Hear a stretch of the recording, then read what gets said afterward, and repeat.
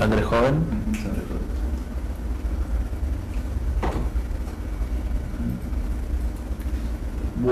Bueno, hoy día estamos acá con Javier Sinay, que es uno de los jóvenes periodistas de la nueva ola.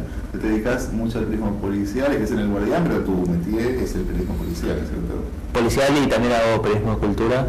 Escribo en El Guardián, en Eñe, en Rolling Stone y en elidentikit.com. Que es tu sitio, Sí. un sitio pero dedicado al criminal. Es sitio de cultura negra y de noticias, o cultura negra es cultura negra criminal y policial, ¿no? Claro. Y noticias policiales. Eso es lo interesante, porque a mí me parece que las formas que adquiere el crimen y los discursos sobre el crimen hablan mucho sobre la sociedad, ¿no? en la que se desarrollan estos discursos. Sí, y la sociedad argentina es bastante rica en sentidos criminales, en darle al crimen diferentes formas, sentidos e interpretaciones, y llega un punto también en el que la ficción y la no ficción se mezclan y ya no importa si es de qué lado de esa línea está, Bueno, me parece. Claro, hay dos cosas primero sobre esto que es interesante. ¿Quién decía? ¿Era Sims o Caparrós, no me acuerdo, el que decía, ¿por qué se le dice policial? No, que yo sepa era Rajendorfer. Rajendorfer, bueno, algo. Decía periodismo delincuencial. Claro, porque si no es como que vos te ponés del lado de la policía, del Estado, en un sentido. ¿Cómo? Sí, yo creo que habría que decirle criminal, ¿no? Sí, género criminal o género negro sería más amplio y más abarcativo. Con los riesgos que eso implica, porque ahora cada vez que la palabra negra, digamos, la cuestión de la corrupción política también ¿no? te impide el uso de esos términos. Sí, habría que decir negro y oscuro, ¿sí? Claro, tenemos oscuro, está bueno. Sí.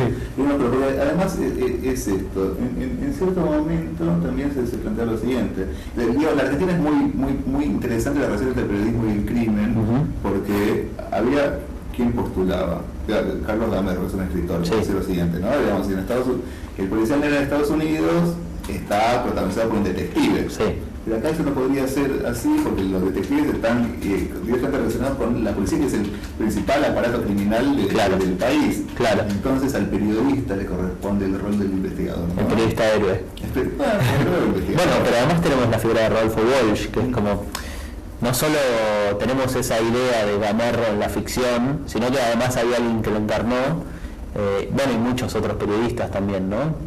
También en la década del 90, el periodismo tuvo ese lugar, y hoy todavía hay grandes investigaciones como la que hiciste vos sobre Mariano Ferreira, donde el periodista de nuevo sigue siendo el que investiga más rápido que la justicia y a veces con más llegada a la gente. Esto igual tampoco quiere decir que el periodista tenga que ocupar ese lugar, es simplemente algo que se va dando naturalmente, pero es peligroso confundir el rol. O sea, el periodista tiene otro rol frente a la sociedad y la justicia tiene un rol también, entonces no hay que confundir los dos lugares que ocupan. ¿En qué sentido? Bueno, el que tiene que investigar y llegar a los culpables y meterlos presos es la justicia. El periodista también tiene que investigar, pero no puede meter preso a nadie y no puede hacer más que señalar. Cuando la justicia en nuestro país falla, a veces ese lugar de encontrar un culpable le queda al periodista, y el periodista está bien que lo haga, pero digo, tiene que hacerlo la justicia. Claro, justamente esa es la cuestión, digo, el policial en la ficción y el periodismo sobre crímenes justamente demuestran estas falencias de la justicia argentina, en todo caso. Y de la policía. Sí. ¿Vos considerás que es el principal aparato criminal, la policía del país? Por supuesto. Por supuesto, sí. Como... O sea, tercerizando también, ¿no? Pero es así, sí. A ver, contame un poco sobre esto. La policía está infectada de focos y de corrupción adentro y tiene una estructura también corrupta, que yo tuve la suerte de entrevistar a varios policías de diferentes divisiones, edades, ocupaciones, y siempre me gusta llegar al momento de la confianza para preguntarle cuánto la institución lo corrompió, o si si vio a sus compañeros corromperse con la institución, y no hay uno que me haya dicho que no, que eso era mentira, todos lo aceptan. La institución es así, funciona de esa manera, y el que no quiere someterse a eso, o sea, algunos se someten gustosos, otros por ahí son más resistentes, pero el que se mantiene virgen es un paria adentro de la institución. ¿Y cuáles son los negocios criminales o mafiosos en los que la policía interviene con mayor entusiasmo? Yo creo que todos. Creo que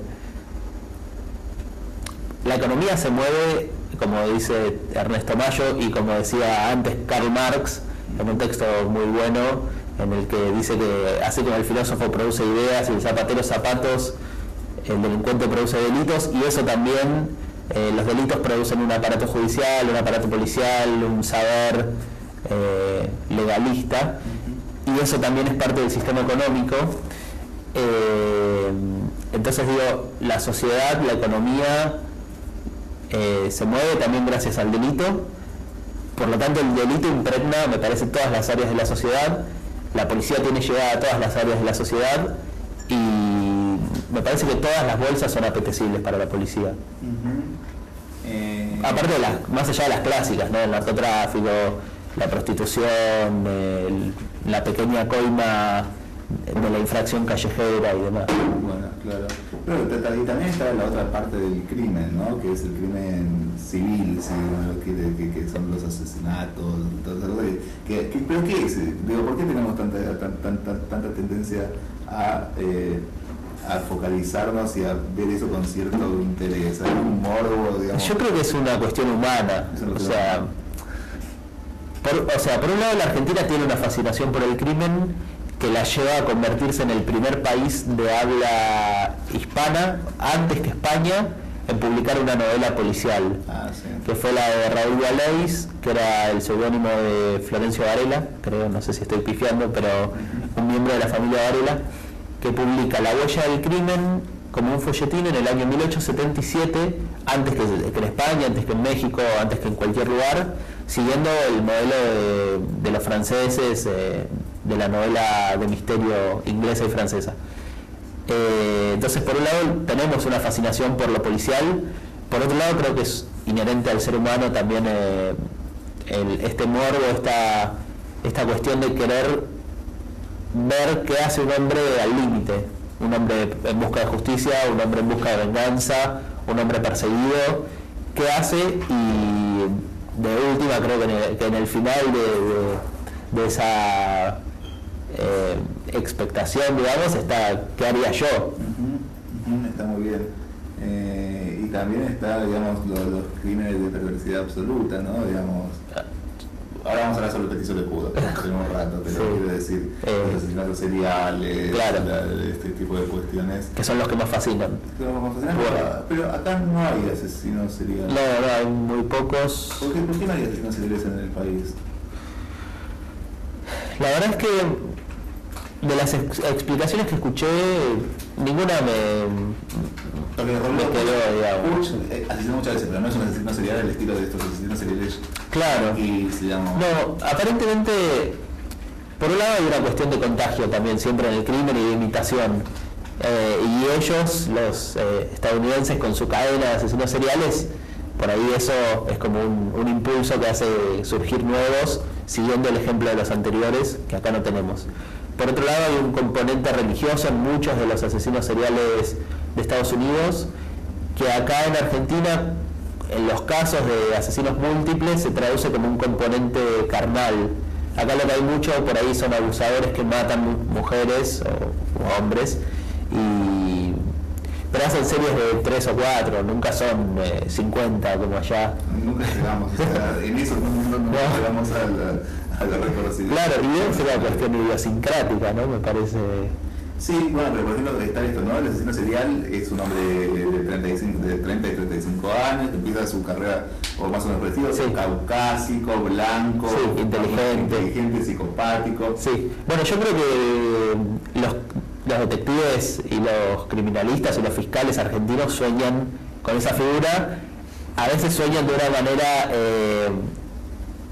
poco feliz, como cuando construyen una figura con esa forma, con ese cuerpo en Mar del Plata, con el loco de la ruta, para ocultar los propios crímenes que cometían diferentes policías e incluso crímenes que quedaron en la nada, que entraron en esa serie también. ¿Te acordás? Ocurrió en la década del 90. Claro, ahora va a ser una película, ¿no? Sí, está basada en un libro del novelista Carlos Balmaceda. Pero bueno, justamente nuestro asesino serial de locos de la ruta finalmente era la cana, digamos, la realización de diversos crímenes. Por supuesto. No, matando prostitutas. Bueno, es como un golem, ¿no? Como un Frankenstein que van armando los propios, que se arma como una mentira, se arma un cuerpo falso, una mentira, y ahí está el asesino serial argentino.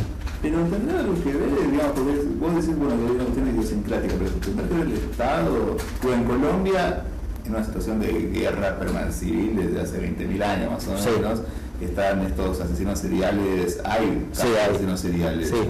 En Rusia está Chikatilo es el más grande de todos. La cara de loco que tiene, yo quiero recomendarle que la vean. Comentar que Chikatilo mató a cuánta gente, centenares me parece, no recuerdo cuántos. Un ruso que además era del Partido Comunista, era miembro del PC, un camarada comunista stalinista, que muestra la disgregación del Estado soviético, plácate, ¿no? Tenía niños en la heladera también. ¿Tendrá que ver de algún modo la disgregación del Estado con esto? Bueno, no sé yo por qué, pero pienso. Tal vez lo que pienso es que por ahí los potenciales asesinos seriales argentinos se dedican a otras cuestiones aprovechando la porosidad de nuestro sistema legal.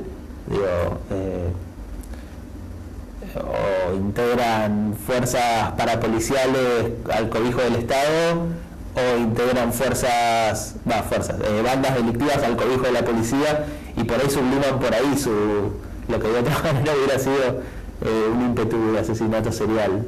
La verdad es que bueno, lo sé todavía. Lo que sí no se puede obviar acá, digamos, es que también hay cierta crueldad, si no se expresa la perversión a través de esos la serie de asesinatos, sí puede haber en la intensidad del crimen, ¿no? Por ejemplo, no nos falta eso. La intensidad del crimen no nos falta. No, ¿cómo qué casos se te ocurren? Y para hablar de uno que está en boga ahora, vamos a hablar del cuádruple crimen de La Plata, el que ocurrió en este verano, en el que matan a 4 mujeres en una casa apuñaladas. A mí la crueldad de esa situación me sorprende, porque me imagino la intensidad de la escena habrá sido bastante terrible. O la chica que encontraron hace poco, que todavía no encontraron la cabeza, una chica de un cuerpo enterrado. El asesino, que era un chico que tenía una relación con ella, ya declaró, confesó, pero la cabeza no aparece. Así que son cosas que en un punto ya pasan a ser naturales también, ¿no? Bueno, y él que declaró y confesó el asesinato, ¿por qué no confesó nuestra cabeza? Eso no lo sé. No sé, pero me quedo con el dato de que la cabeza no aparece. Mirá vos. O también incluso esta cuestión, digamos, particularia, ¿no? De Sierra Chica, sí, claro. Bueno, las míticas, las proverbiales empanadas de chorro. Y jugar al fútbol con una cabeza. Con la cabeza, sí, ¿no? Sí. Bueno, por acá te voy a colar un poco lo del petiso orejudo, que si querés después vamos a hablar de eso. El petiso orejudo hoy es un mito urbano, un monstruo, ¿no?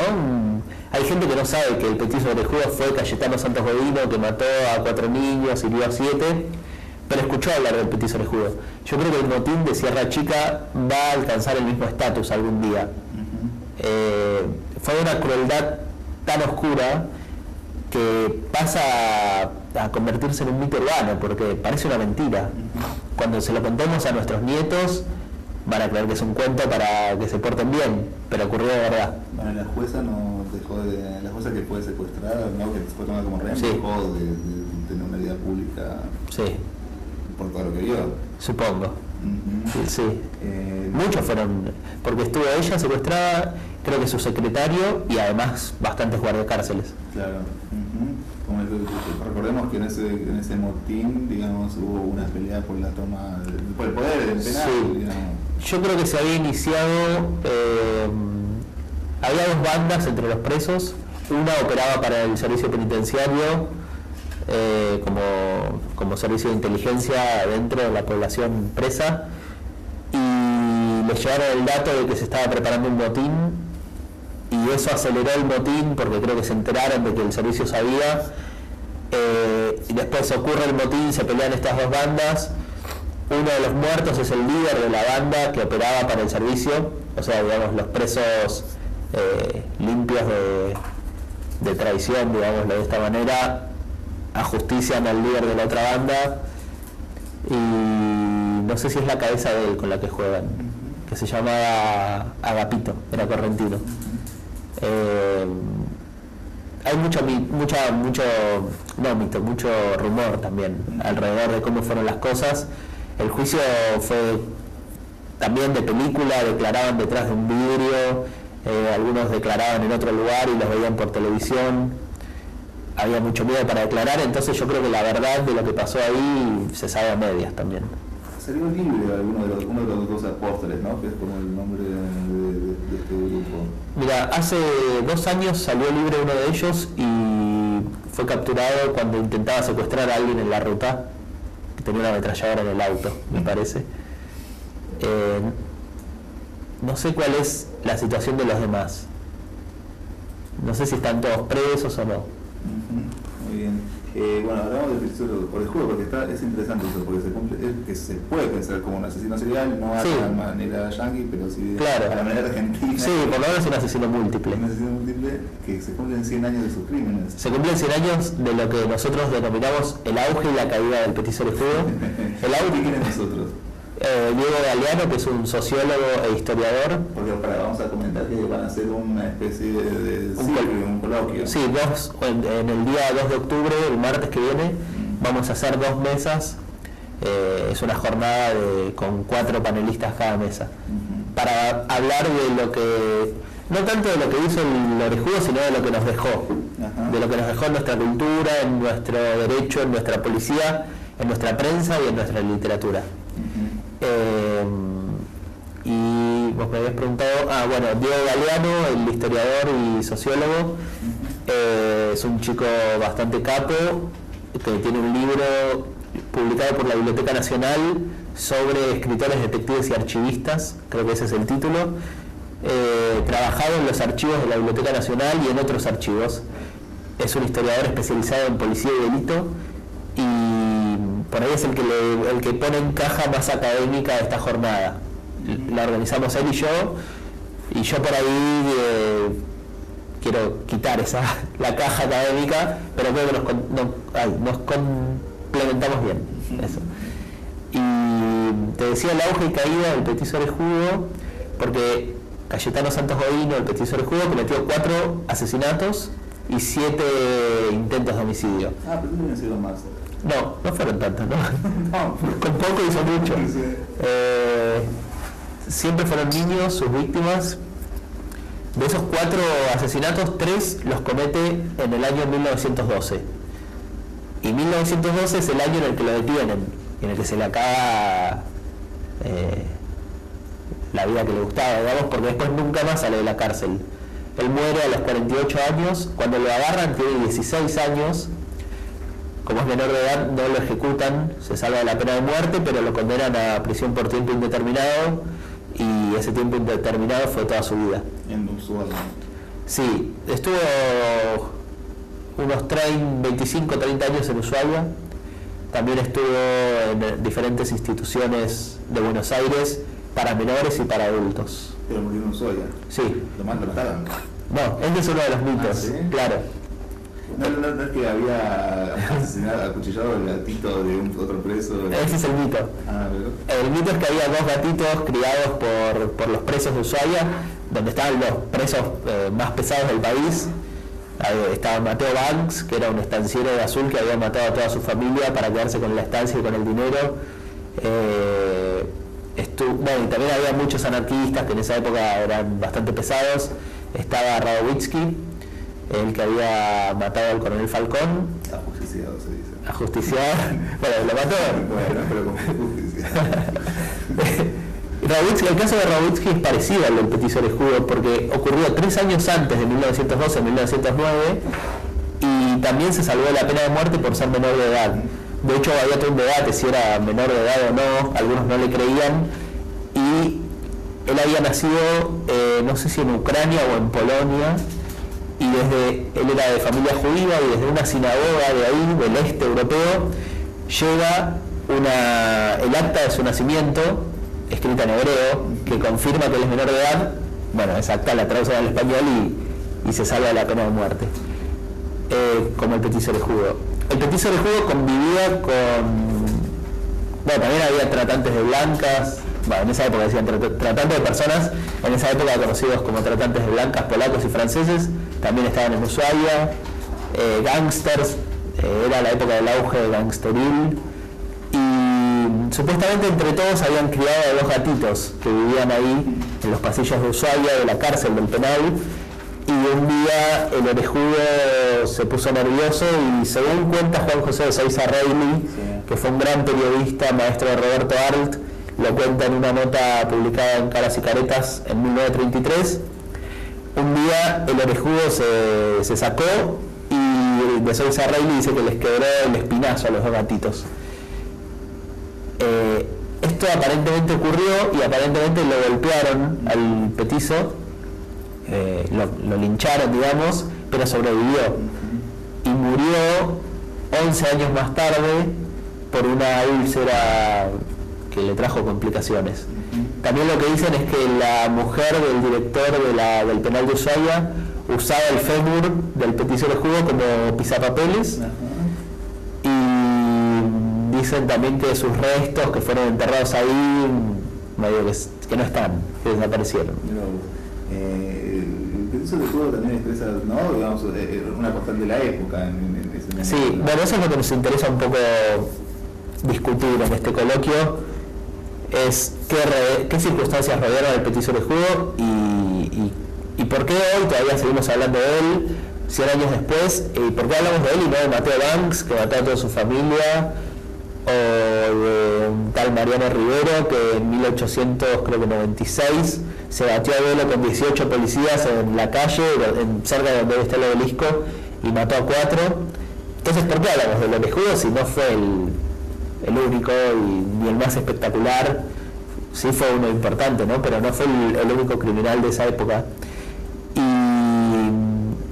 interpela, por un lado, en esa época, digamos, interpelaba la figura del inmigrante indeseado, que en esa época era el aluvión inmigratorio de Europa, estaba en su auge. También llevaban, creo que Buenos Aires, entre que nació Cayetano Santos Bovino, que era hijo de italianos, nació acá en 1896, entre esa fecha y 1912, que es cuando él es detenido, Buenos Aires redobla su cantidad de habitantes, con mucha llegada de inmigrantes de afuera. Por otro lado, también el tema de los peligros que acechan en la urbe, que va creciendo, que se va modernizando, tienen que ver con esto. Y también son 2 cuestiones que están muy en debate en la época, por ahí eran nuevas en la época, pero que hoy también las seguimos discutiendo. Hoy hay gente que considera que hay inmigración indeseada, y hay gente que considera que hay zonas de la urbe negras, digamos.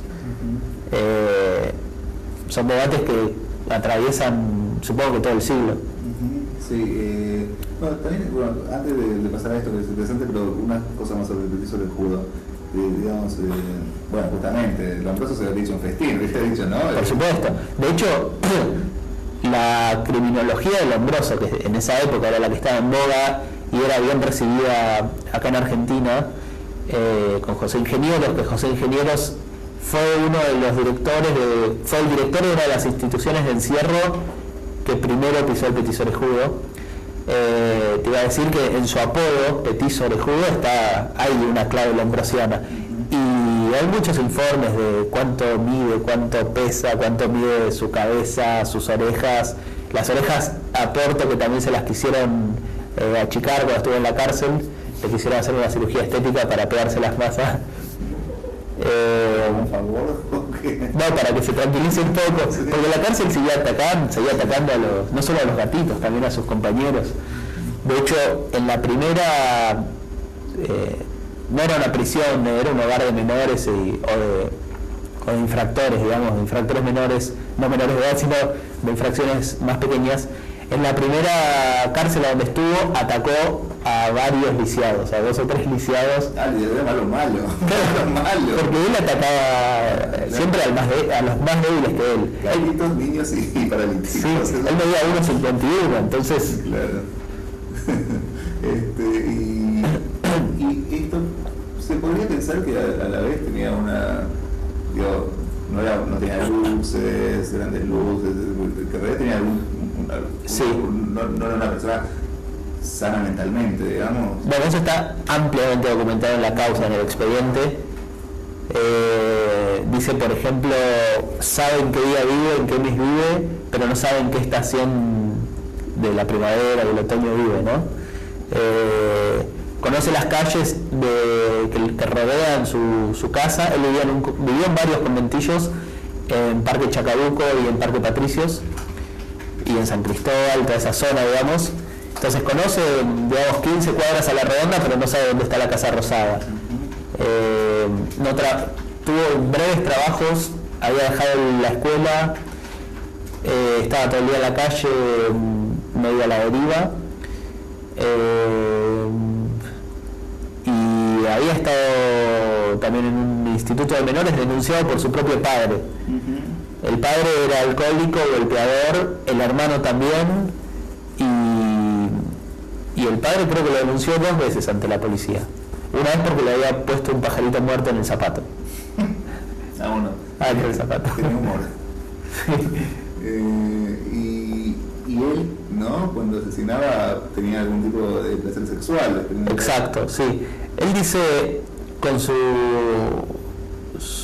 limitado léxico de los 16 años y la poca educación, digamos, educación en sentido amplio, ¿no?, que tenía, él describe ante un doctor que lo interroga y que después esa conversación sale publicada en el diario La Patria degli Italiani, que era el diario de los italianos, que era un diario de mucha tirada en esa época, digamos, estaba entre los 5 mayores diarios del país.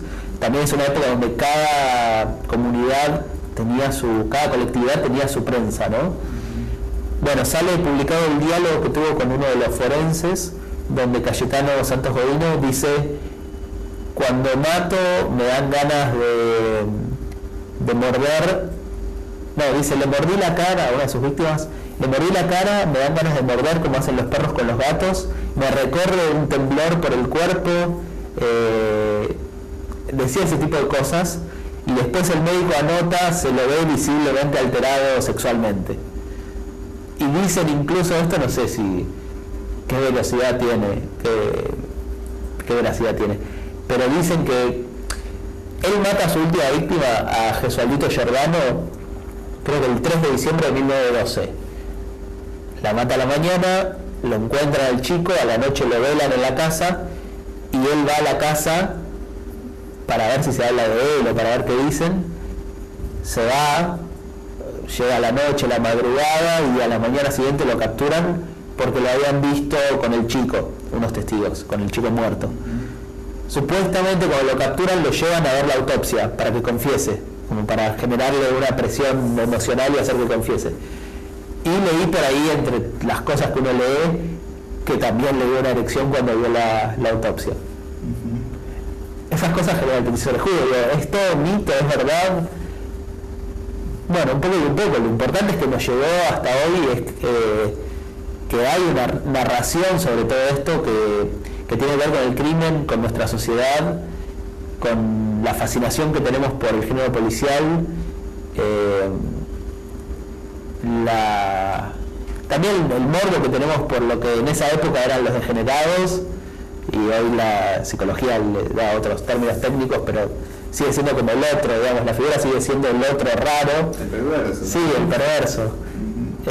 Y todo eso llega hasta hoy, por eso el petiso de jugo tiene algún grado de importancia. ¿Viste la película? No la vi. El niño de barro. Sí, me hizo una garcha, pero bueno. Me dijeron que no era muy buena. No la vi. Para ir terminando... Una cosita. En el coloquio hay una obra de teatro que se llama El petiso de jugo, que está en cartel ahora, creo que está de gira, y vamos a tener 2 pasadas de la obra de teatro de 10 minutos, 2 escenas, antes de cada una de las mesas. Está muy bien. Creo que así se combina arte, claro, academia y crimen y periodismo oscuro. Dos cosas. Si el Petiso de Judo pudo pensarse como un crimen que reflejaba la época, ¿qué crímenes podríamos pensar que reflejan la nuestra? Esa es una linda pregunta. Yo creo que el de Candela, sin duda. Para mí el de Candela es un crimen clásico. O sea, así como hoy... Bueno, el Petiso del Juego es súper clásico, el Revuelo de Puch es súper clásico, pero hay un cuerpo de crímenes clásicos menores que si uno investiga un poquito están, si uno lee un poquito, y a fines de la década del 30 ocurrió la desaparición de una niña que se llamaba Martita Stutz en Córdoba, que salió a comprar creo que la revista Villiquen y nunca más volvió. Y quedó la niña Martita. Podría haber sido propaganda de anteojito. Quedó el caso de la niña Martita. Yo creo que en 50 años van a hablar de la niña Candela. Y espero que en 50 años se sepa un poco más qué pasó. ¿Y por qué refleja la época? Y refleja la época porque están metidos las bandas mixtas de policías y narcotraficantes. Hay un trasfondo del barrio Villa. Creo que si en la época del Petiso de Judo hablábamos de los conventillos, hoy hay que hablar de las villas como marca habitacional de la época. Están las imágenes que son muy icónicas, muy fuertes de Candela, las fotos, los videos de ella, y en la construcción de un crimen, en la semántica de un crimen la imagen es importante. Por eso el Petiso de Judo también tiene sus imágenes clásicas, como esa que está atando un piolín con la boca.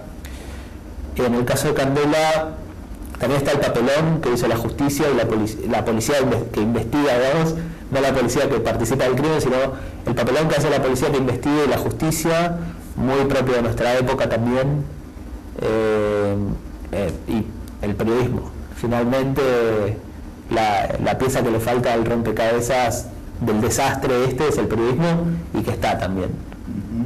También hay una cosa que nunca se pudo, que era la posibilidad de que Candela fuera ofrecida por su madre para ser pedófila, ¿no? Sí. Esto es parte de la causa, consta de una posibilidad concreta. Yo creo que no. No sé si creo que no es la pista principal. Pero... Alguna pista no, porque no hace la pista, pero era parte de la realidad de eso. Sí, bueno, al principio, sí, como de las cosas que quedan, que para mí van a quedar, supongo que sí, porque digo, la red de trata también es un tema, es un mal de época. Muy bien, entonces Candela refleja, digamos, esta primera década del siglo segunda ya, ¿no? Segunda década del siglo XXI. Y yo creo que más que el de García del Sunce, que el de Nora Dalmazo, que el de Mariano Ferreira, si tuviera que elegir uno me quedo con el de Candela. Muy bien. Para terminar, tus prácticas críticas también te llevaron a ir a estudiar a la Universidad de la Policía. Sí, al Instituto Universitario, no es una universidad. ¿Sí? Hice un curso de criminalística que duró 6 meses. ¿Los compañeritos eran canas? Había de todo. Había un policía que recuerdo que iba de civil con el arma, joven, debía tener 25 años, que iba con el arma acá, y que en la clase de balística sacaba el arma y decía, no, porque como el nerd que en el colegio va con los libros de su propia biblioteca. Había muchos abogados, había algunos médicos que les interesaba la medicina legista. Éramos 2 o 3 periodistas, y creo que había algún psicólogo también.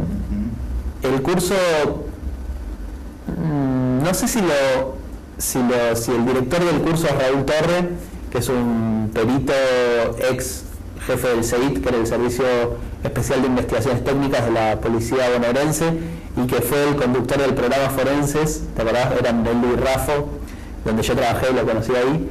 No sé si Torre organizaba el curso, pero dictaba varias de las clases y era una de las columnas vertebrales. Y estaban, Torre por lo general se concentraba más en grandes crímenes y en figuras de delincuentes, o sea, estructuras, tipos de delincuentes o de criminales, y después había clases muy técnicas como autopsia, balística, levantamiento de rastro, perito clínico. Y como pantallazo está bien, porque además es para que ellos te cuenten la forma del secreto con la que ellos trabajan también, ¿no? Tengo un amigo que fue un poco más allá y que hizo un curso en el servicio penitenciario. Yo a veces ya no me animo. ¿Y qué te enseñan ahí? Debe ser clases de candados, sí. No sé muy bien. Bueno, muy bien. Entonces, acá Javier Sinay en Twitter, el martes. El martes 9 de octubre a las... No te dije los participantes, si querés te los digo. A las 5 de la tarde la ¿El lugar dónde? El lugar es... ¿Cómo se llama? Bueno, es el coloquio, se llama Petiso Orejudo a 100 años de sus crímenes, 1912-2012, coloquio sobre delito, memoria urbana y escritura en la Argentina. Son 2 mesas, una a las 5 de la tarde, martes 2 de octubre. Participan el jurista Carlos Elbert, Raúl Torre, ex policía y perito, Daniel Silva, un psiquiatra forense, y Álvaro Abos, un escritor. Segunda mesa, 7 de la tarde, participan... Abos escribió sobre el petiso orejudo y escribió mucho en general sobre delitos clásicos, ¿no? En la segunda mesa, a las 7 de la tarde, participan Rodolfo Palacios, periodista de policiales, Osvaldo Aguirre, periodista de policiales, Lila Caimari, historiadora del delito, y Leonel Contreras, biógrafo del petiso orejudo. Toda esta información está en el identikit.com. Además es un sitio que yo recomiendo mucho sobre crimen y Estado y cultura. Sí, la bajada es crimen, cultura y todo lo que hay en el medio. Muy bien. Bueno, perdón, no te dije a dónde, ¿no? ¿Dónde no? Es en el Museo del Libro y la Lengua de la Biblioteca Nacional, en Las Heras 2555. Perfecto. Bueno, muchas gracias. Muchas gracias a vos, Diego.